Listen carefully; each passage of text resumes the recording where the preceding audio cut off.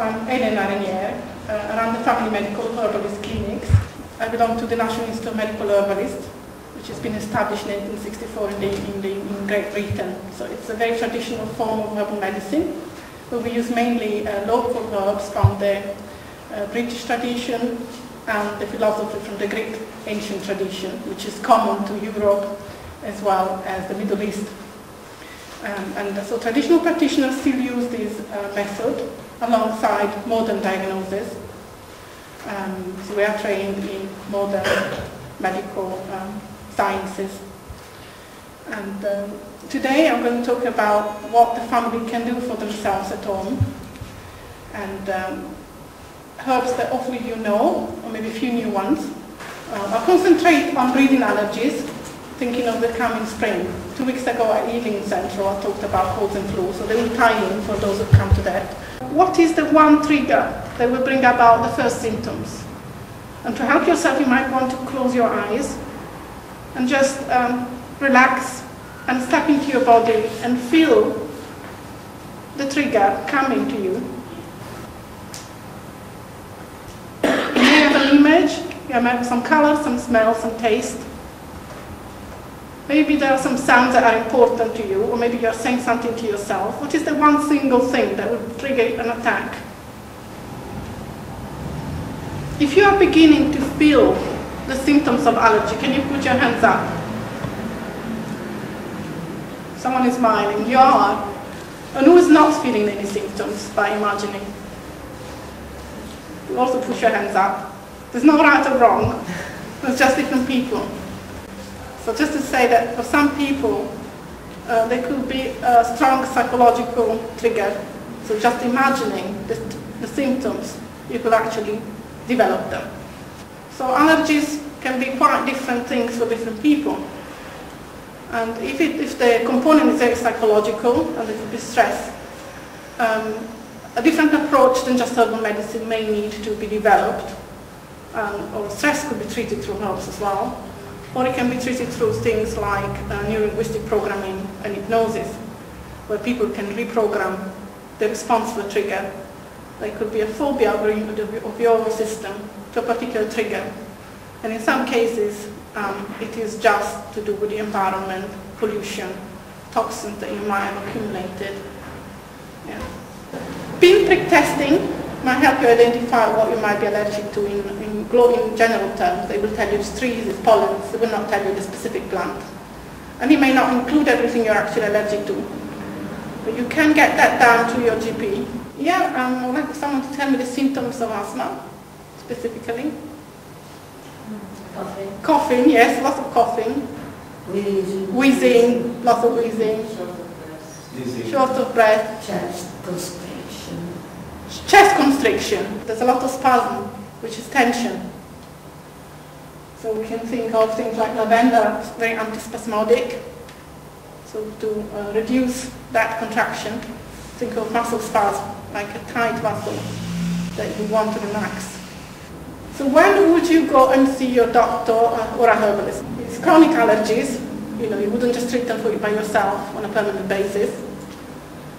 If you've got complex allergies, more than one allergy, that can be very complex. So you might need support. Keeping motivated, first of all, and also identifying what the allergies are about in the first place. If the medication is not working or not adequate for any reason, if you've got acute attacks quite often, yeah, you probably need attention first from your GP. And that's aloe vera, which is the plant herb. The gel is very mild, but it's very healing. It has healing ability. So for a very sensitive digestive system, it's often quite appropriate.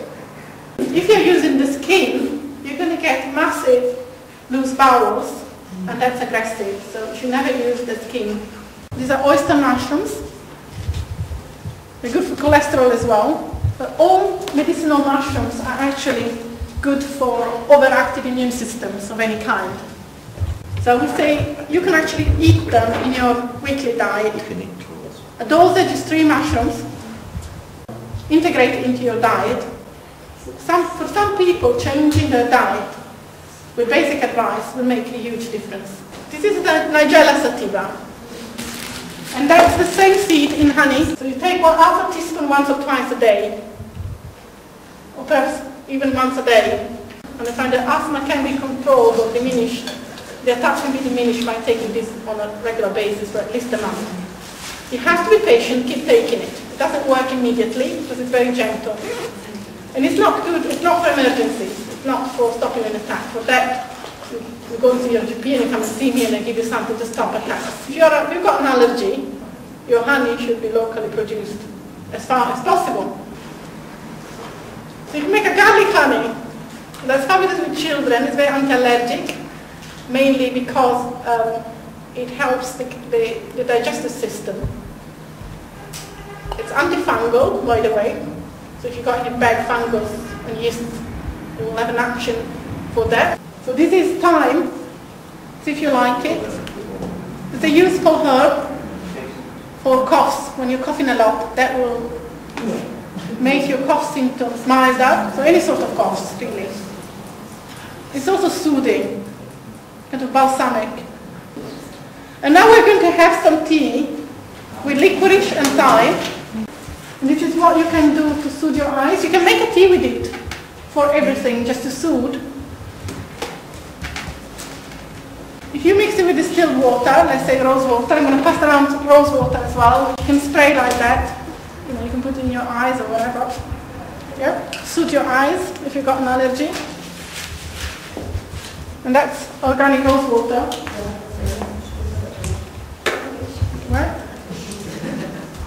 It's lovely. So you can make a preparation by soaking 3 leaves of marshmallow in rose water. Just soak it and leave it there for 8 hours, let's say a day or a night. And then you have marvelous soothing remedies for itchy eyes. That is dried organic citrus peel. And you can add it to tea to flavor it.